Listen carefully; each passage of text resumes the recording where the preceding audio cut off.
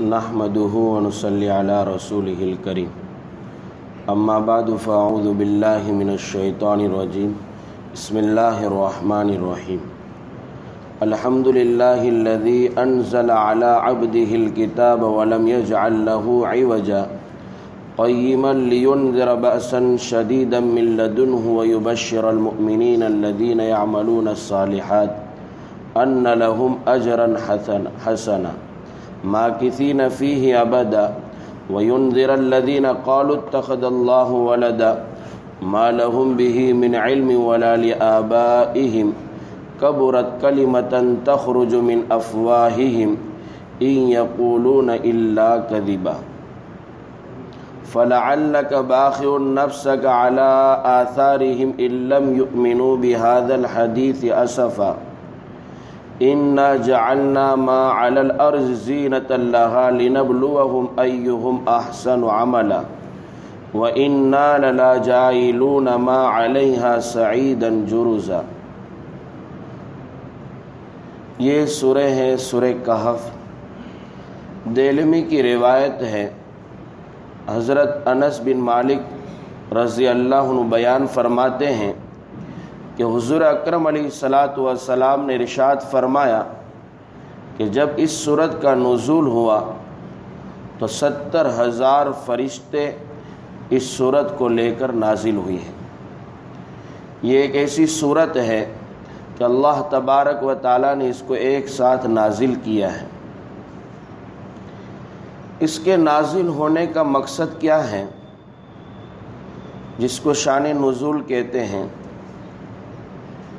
ایک مرتبہ مشرکین مکہ نے ایک مشورہ کیا اور اس میں 2 آدمی کو طے کیا جو مدینہ جائے اور یہودی علماء جو اس وقت توریت وغیرہ کا علم رکھتے تھے، اہل کتاب جو شمار ہوتے تھے، ان سے معلوم کرے کہ ہمارے علاقے یعنی مکہ میں ایک نوجوان نے یہ اعلان کیا ہے اور وہ دعویٰ کرتا ہے کہ وہ نبی اور پیغمبر ہیں، تو حقیقت میں وہ سچا ہے یا نعوذ باللہ جھوٹا ہے؟ اس کی تحقیق کرنے کے لیے 2 آدمی کو بھیجا، جس میں سے ایک نضر بن حارث تھا۔ یہ 2 آدمی جو ہے وہاں گئے ہیں اور وہاں سے یہودی علماء سے معلوم کیا تو انہوں نے 3 سوال دیے کہ یہ 3 سوال کرو، اگر وہ پیغمبر حقیقت میں سچا ہوگا تو ان 3 سوالوں کا جواب دے دے گا۔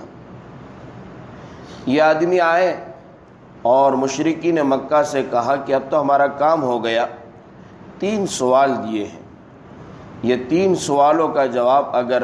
یہ محمد ابن عبداللہ یعنی محمد الرسول اللہ صلی اللہ علیہ وسلم جواب دے دیتے ہیں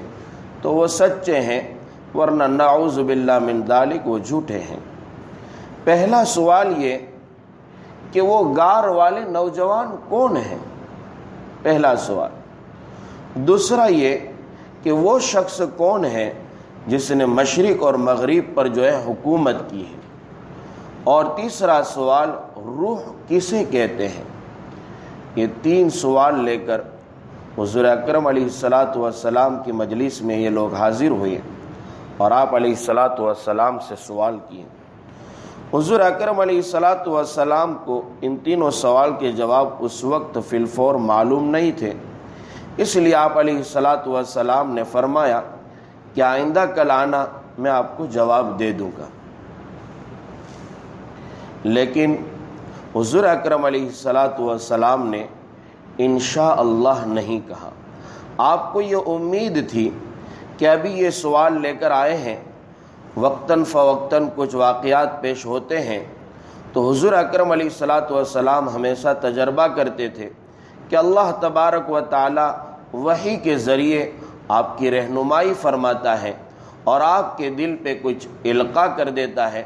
جس سے آپ سوالوں کے جواب یا کوئی واقعہ ہے تو اس کو جو آپ صراحت سے بیان کر دیتے ہیں۔ تو آپ کو یہی امید تھی کہ یہ 3 سوال لے کر آئے ہیں آئندہ کل اللہ تبارک و تعالیٰ ان تینوں کے جواب مجھے دے دے گا اور میں ان کو جواب دے دوں گا۔ لیکن ہوا یہ کہ آپ علیہ الصلاۃ والسلام سے لفظ انشاءاللہ بولا نہ گیا، اس وجہ سے وحی جو ہے تقریباً 15 روز تک رک گئی۔ اور جو ہے جب دیکھا وہ لوگ سوالوں کے جواب مانگنے آئے، حضور اکرم علیہ الصلاۃ والسلام کے پاس جواب نہیں ہے، بار بار انہوں نے مطالبہ کیا، آخرکار انہوں نے مکہ میں ایک شور مچایا اور نعوذ باللہ من ذالک حضور اکرم علیہ الصلاۃ والسلام کو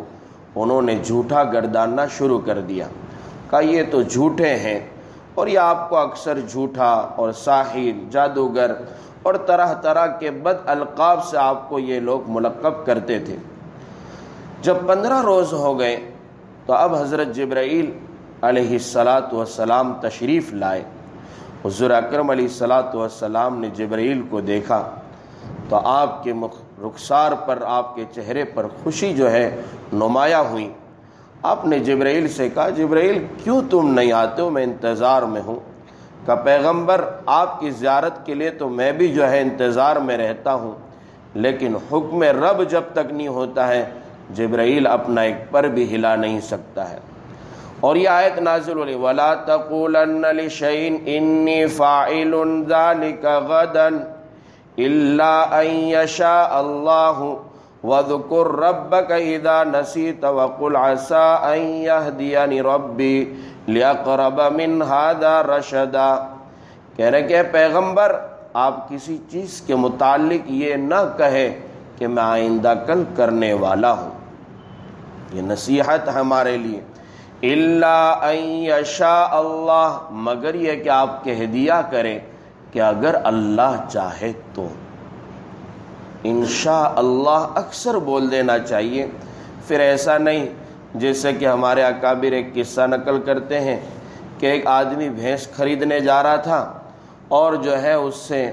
کسی صاحب نے کہا بھائی کہاں جا رہے ہو؟ کہا میں بھینس خریدنے جا رہا ہوں، آج تو بھینس خرید کر لاؤں گا۔ کہا انشاءاللہ کہو۔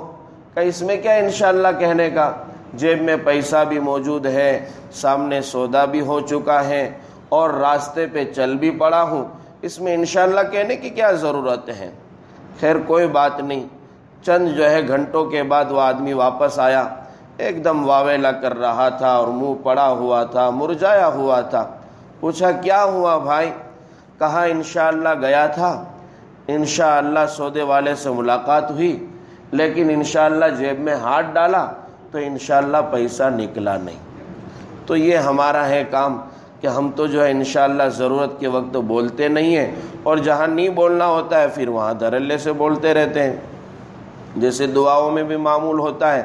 اکثر لوگ بیچارے جہاں سانس ٹوٹی امام صاحب کی وہاں بس کہہ دیتے آمین آمین، اب کیا کہنا ہے اور کیا نہیں کہنا ہے کچھ پتہ ہی نہیں ہے۔ خیر، تو یہ سورہ کا نزول جو ہے، یہ شان نزول اس کا ہے کہ 3 سوال کیے، ایک روح کے متعلق، دوسرا کہف والے یعنی غار والوں کے متعلق، اور تیسرا اس شخص کے متعلق جس نے مشرق اور مغرب پر حکومت کی ہے۔ تو یہ 3 سوالوں کے جواب میں سے 2 جواب اس صورت میں آئیں گے،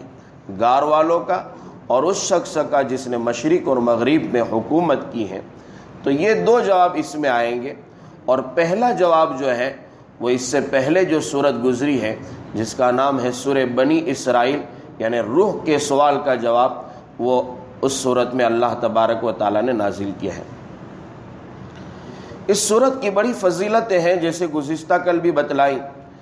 ابو داؤد شریف، مسلم شریف، ترمذی شریف، نسائی شریف اور مسند احمد وغیرہ کتابوں میں جو ہے ابو داؤد اور دوسری جو کتابوں کے نام دیے، ان سب کتابوں میں ابو درداء رضی اللہ عنہ کی روایت سے نقل کیا گیا ہے کہ رسول اللہ صلی اللہ علیہ وسلم نے ارشاد فرمایا کہ جس آدمی نے اس سورت کی ابتدائی 10 آیتیں یاد کر لی تو وہ جو ہے آدمی دجال کے فتنے سے محفوظ ہو جائے گا۔ اور ابو داؤد ہی کی روایت میں ابو درداء رضی اللہ عنہ سے دوسری روایت ملتی ہے جس میں یہ لکھا ہے کہ حضور اکرم علیہ الصلاۃ والسلام نے ارشاد فرمایا جس نے سورہ کہف کی آخری 10 آیتیں یاد کر لی تو وہ دجال کے فتنے سے محفوظ ہو جاتا ہے۔ اسی طرح مسند احمد میں حضرت سہیل بن معاذ رضی اللہ عنہ سے ایک روایت نقل ہے، فرمایا کہ جس نے اس سورت کی ابتدائی اور آخری آیتیں پڑھ لی اس کے قدم سے لے کر سر تک جو ہے ایک نور رہتا ہے، ایک روشنی پھوٹتی ہے۔ اور اسی میں فرمایا کہ اگر کوئی آدمی پوری سورت پڑھ لے تو اس کے قدم سے لے کر آسمان دنیا تک ایک نور اور ایک روشنی رہتی ہے،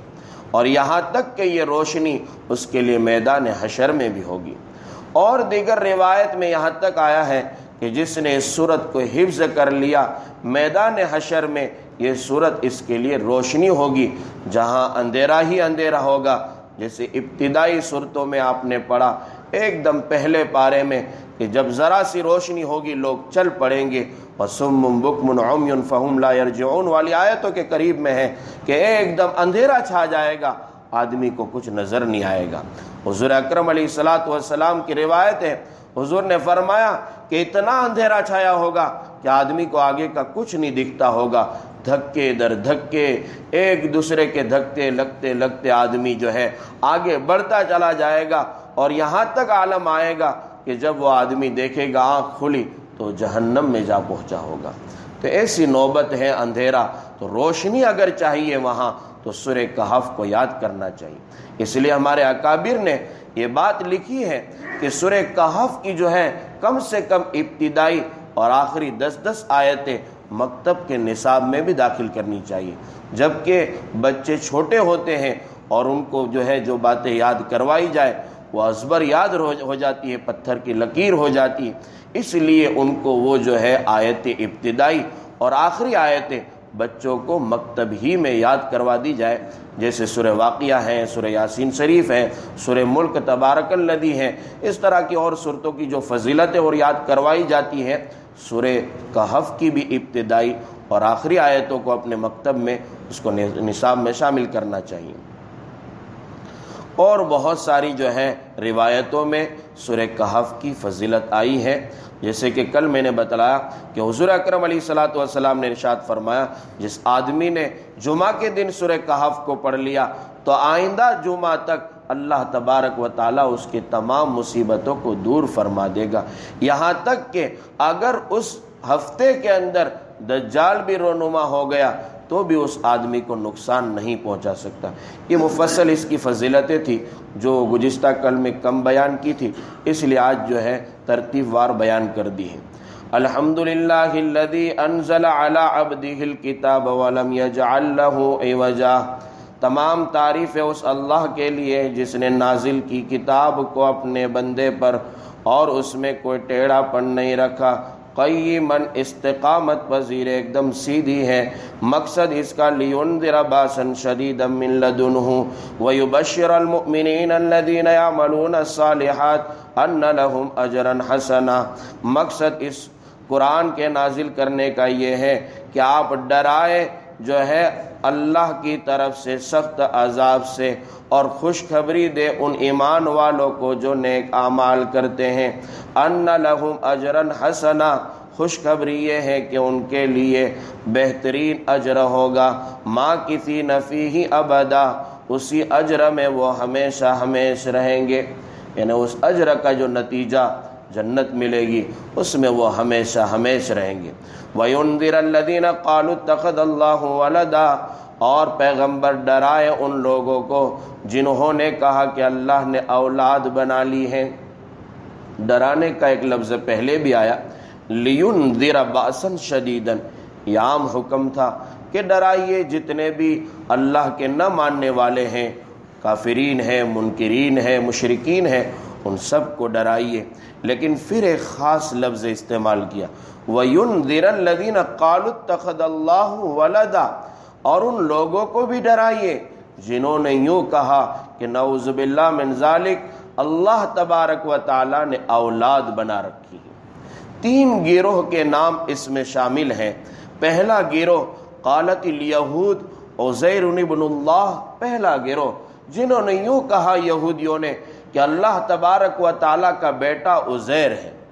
عزیر ایک نبی گزرے ہیں، انہوں نے جو ہے یوں کہا کہ عزیر نعوذ باللہ اللہ کا بیٹا ہے۔ وقالت النصارى المسیح ابن اللہ، اور دوسرا گروہ جو ہے وہ عیسائی ہے، نصارہ ہیں، جنہوں نے یوں کہا کہ نعوذ باللہ من ذالک مسیح یعنی حضرت عیسیٰ علیہ السلام اللہ کے بیٹے ہیں۔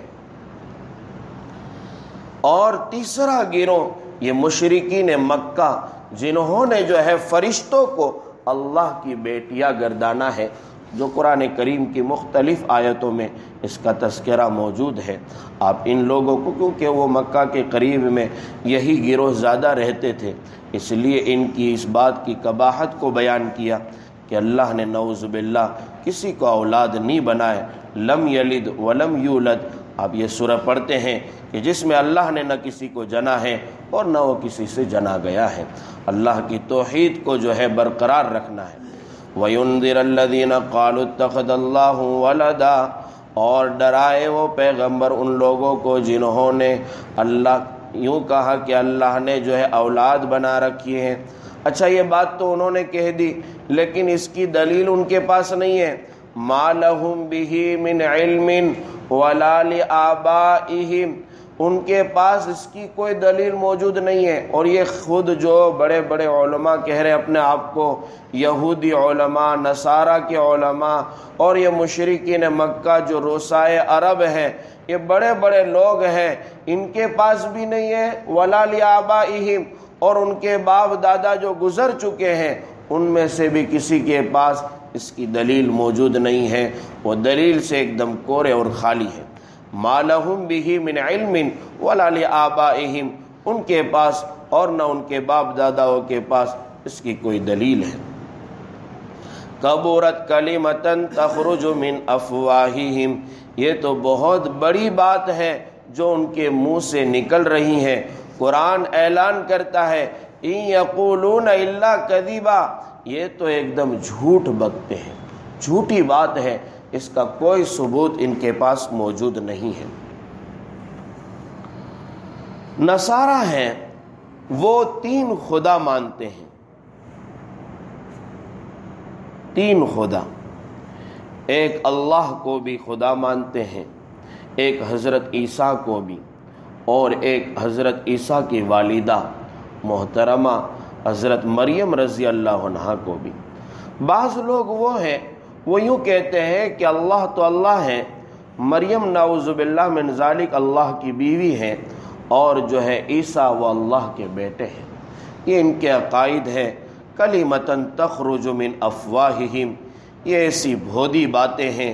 ایسی من گھڑت باتیں ہیں جو ان کے منہ سے نکل رہی ہے، یہ تو ایک دم جھوٹ بکواس کر رہے ہیں۔ یہاں تک یہ باتیں تھیں ڈرانے کی۔ آگے پیغمبر کو ایک تسلی دے رہے، فَلَعَلَّكَ بَاخِعٌ نَفْسَكَ عَلَىٰ آثَارِهِمْ إِن لَّمْ يُؤْمِنُوا بِهَٰذَا الْحَدِيثِ أَسَفًا، اور جو ہے شاید آپ اپنے آپ کو ان کے پیچھے ہلاک کر دیں گے۔ إِن لَّمْ يُؤْمِنُوا، اگر وہ ایمان لائے نہیں، اس پر افسوس کرتے ہوئے، أَسَفًا بِهَٰذَا الْحَدِيثِ، ان باتوں پر، یعنی اس قرآن پر، قرآن کی باتوں پر اگر یہ لوگ ایمان نہ لائیں تو آپ افسوس کرتے ہوئے آپ ان کے پیچھے اپنی جان کو ہلاکت میں ڈال دیں گے۔ اس طرح کا مضمون کئی جگہ پر قرآن کریم میں وارد ہے۔ کہیں تو اللہ تبارک و تعالیٰ نے فرمایا لعلک باخع نفسک الا ان یؤمنوا، کیا آپ جو ہے ہلاکت میں ڈال دیں گے اپنے آپ کو اس بات پر کہ وہ ایمان نہ لائے۔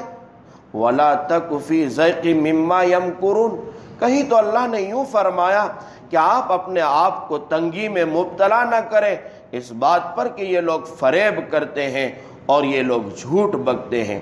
کہیں تو فرمایا ولا تأس علی القوم الفاسقین، سورہ مائدہ اٹھائیے، 2 مرتبہ رب نے اپنے پیغمبر کو تسلی دی ہے۔ یہ پیغمبر کتنا جو ہے بڑا معلم اور محسن انسانیت ہے کہ اللہ خود تسلی دے رہے ہیں اور بار بار جو ہے آپ کو تسلی دے رہے ہیں۔ کئی جگہوں پر ایک ایک صورت میں 2 مرتبہ وَلَا تَأْسَ عَلَى الْقَوْمِ الْفَاسِقِينَ، ولا تأس علی القوم الکافرین، اے پیغمبر آپ جو ہے نا امید نہ ہو جائیے ان جو ہے فاسقین کی وجہ سے، ان کافرین کی وجہ سے۔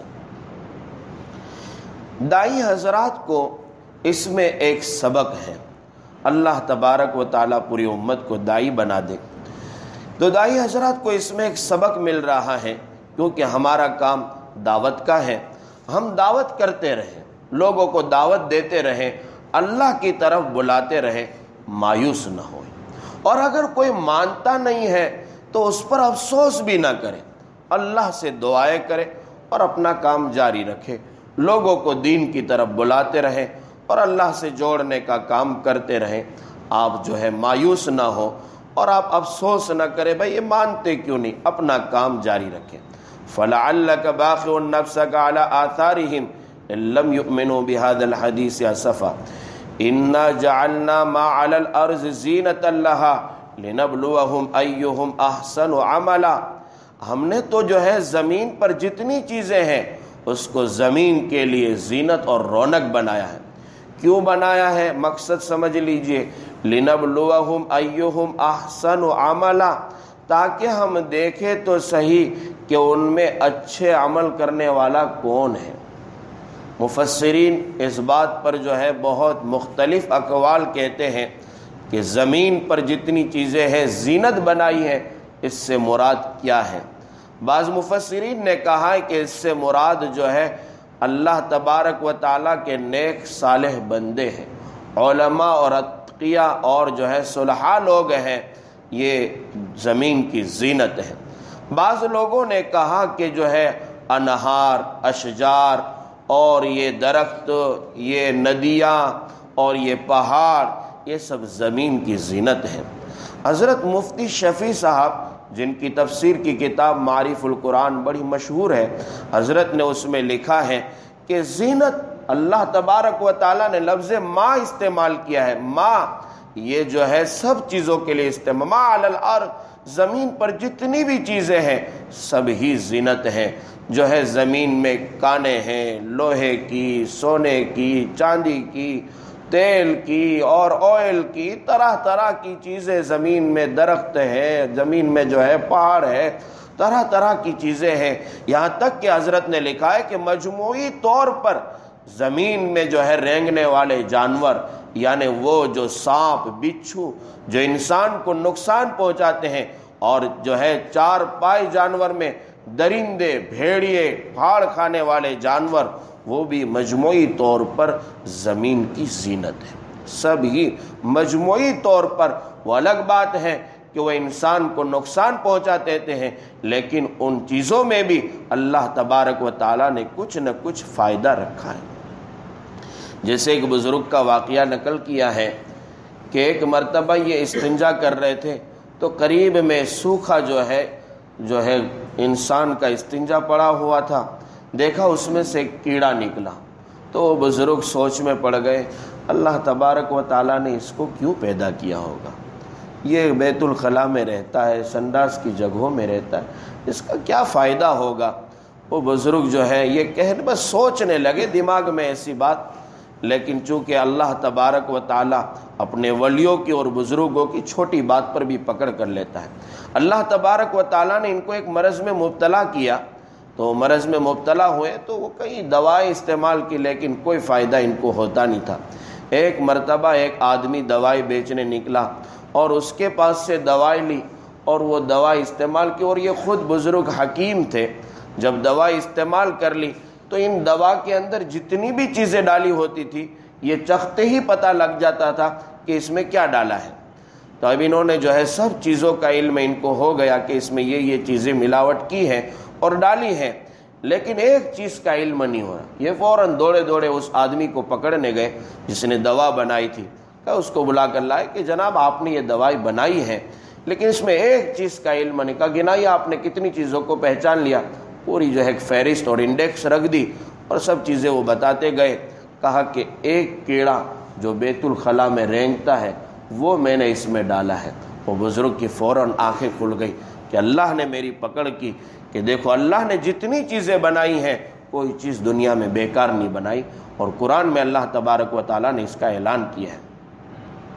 یہ سب چیزیں اللہ تبارک و تعالیٰ نے بنائی، اس کا مقصد ہے لِنَبْلُوَهُمْ أَيُّهُمْ أَحْسَنُ عَمَلًا، کہ انسانوں کو اللہ تبارک و تعالیٰ کہتے ہیں ہم آزمائیں کہ ان میں بہتر عمل کرنے والا کون ہے۔ آج یوروپ، امریکہ اور دوسرے بڑے بڑے ممالک جہاں دیکھیے کہ اللہ تبارک و تعالیٰ نے دنیا کی کتنی بڑی رونق جو ہے ان کو دی ہے، لیکن وہ بیچارے ہلاکت میں مبتلا ہو چکے ہیں۔ وہ دنیا کی زیب و زینت میں وہ بیچارے انہیں اپنے آپ کو ہلاک کر دیا ہے اور جو ہے گناہوں میں اور نافرمانی میں ملوث ہو گئے ہیں۔ یہ تو اللہ تبارک و تعالیٰ نے اس لیے بنائے تھا کہ تاکہ انسان عبرت پکڑے اور صحیح ڈھنگ سے زندگی گزارے۔ آگے اللہ تبارک و تعالیٰ اس دنیا کی زینت کی حیثیت بیان کرتے ہیں، وَإِنَّا لَجَاعِلُونَ مَا عَلَيْهَا سَعِيدًا جُرُزًا، اور جتنی چیزیں آپ کو نظر آتی ہیں یہ سب کی سب چیزوں کو ہم جو ہے چٹیل میدان کر دیں گے۔ ایک وقت آئے گا جتنی رونق کی چیزیں ہیں سب جو ہے قیامت طاری ہوتے ہی سب برباد ہو جائے گی، سب ہلاک ہو جائے گی۔ کل من علیہا فان، جیسے سورہ رحمان میں اللہ نے فرمایا کہ جتنی چیزیں بھی زمین پر ہیں سب فنا اور درہم برہم ہو جائے گی، کوئی چیز باقی نہیں رہے گی۔ تو اس لیے میرے بھائیوں، اللہ تبارک و تعالیٰ نے جو ہمیں سمجھ دی ہے، جو صلاحیتیں دی ہیں، اس کو دین کے کام میں لگائے۔ اور آج کی آیت میں فرمایا گیا وَلَعَلَّكَ بَاخِعٌ نَفْسَكَ، کہاں ہمیں دین کے کام میں منہمک ہو جانا چاہیے، لوگوں کو دعوتیں دینے میں اپنا آپ کو مصروف کر دینا چاہیے، اور پیچھے پھر کر نہیں دیکھنا چاہیے کہ نتیجہ آ رہا ہے کہ نہیں آ رہا، آپ کی محنت کامیاب ہے۔ پیچھے نہیں دیکھنے کا کہ میری محنت کارگر ہو رہی ہے، لوگ جو ہے قبول کر رہے یا نہیں کر رہے۔ اب اتنا بڑا مجمع بیٹھا ہے، کہاں سب کو جھانچنے جائیں گے تھرمومیٹر سے کہ یہ کون سا اس کو جو ہے پارا چڑھا ہے، نہ کتنا اس کو اس میں سے علم ملا۔ سب اپنے کام کرتے رہے، اپنا کام ہے بتا دینا۔ بلغوا عنی ولو آیہ، میرے پاس سے کوئی بات آپ کو پہنچی ہے، پیغمبر نے فرمایا کہ پہنچا دو، ہمارا کام پہنچانے۔ اور دوسری نصیحت بڑی یہ ملتی ہے کہ دنیا کی زینت اللہ تبارک و تعالیٰ نے ہمیں آزمانے کے لیے دی ہے، اس لیے بقدر ضرورت اس کو استعمال کریں، اور جتنا زیادہ ہے اس کو اللہ کی راہ میں جو ہے خرچ کریں۔ اللہ تبارک و تعالیٰ کہنے سننے سے زیادہ عمل کرنے کی توفیق عنایت فرمائے۔ وآخر دعوانا الحمد للہ رب العالمین۔